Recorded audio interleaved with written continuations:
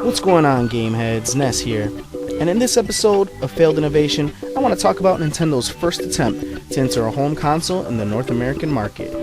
For had it not been for this innovative failure, the NES may never have been born as we know it. So join me, and let's take a look at the Nintendo Advanced Video System.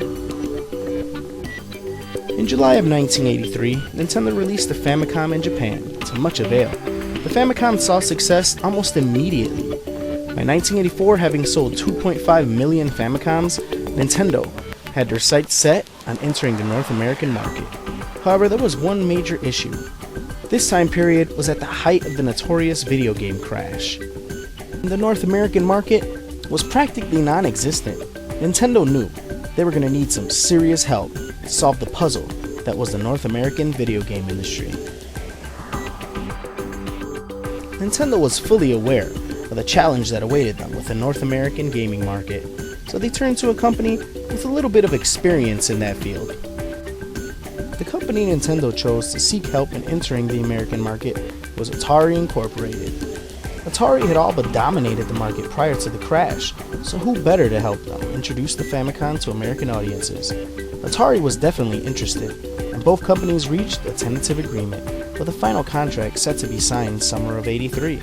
However, Atari witnessed Coleco, one of their biggest competitors, demonstrating a prototype of Donkey Kong on their upcoming Atom home computer. Atari took this as a sign that Nintendo was secretly dealing with Coleco behind their backs and refused to sign the contract.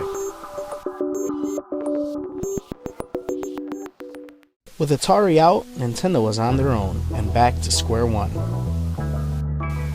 Knowing that with all the bad stigma surrounding video games, Nintendo would have to tiptoe into the American market, so they chose to fashion the Famicom under the guise of a computer system, computer technology being all the rage during that time period, and with that, the Nintendo Advanced Video System was born.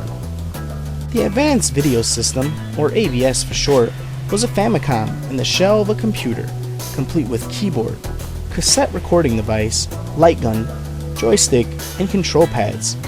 The system even had a musical keyboard add-on. The system included a basic interpreter software cartridge, and all of its components from keyboard to joysticks were completely wireless. Nintendo showcased the AVS at the 1984 Summer and Winter CES shows. Everyone in attendance was impressed by the technology, but took quick notice that the system was essentially a video game console at heart, and were uninterested. Shortly after that, plans to mass-produce the AVS were scrapped. For all of its innovation, the AVS was simply released at the wrong time. We would see Nintendo reintroduce the Famicom as a children's toy into the American market, leading to the birth of the NES.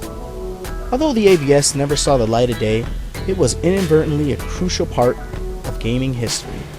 Until next time, this is Ness, signing out.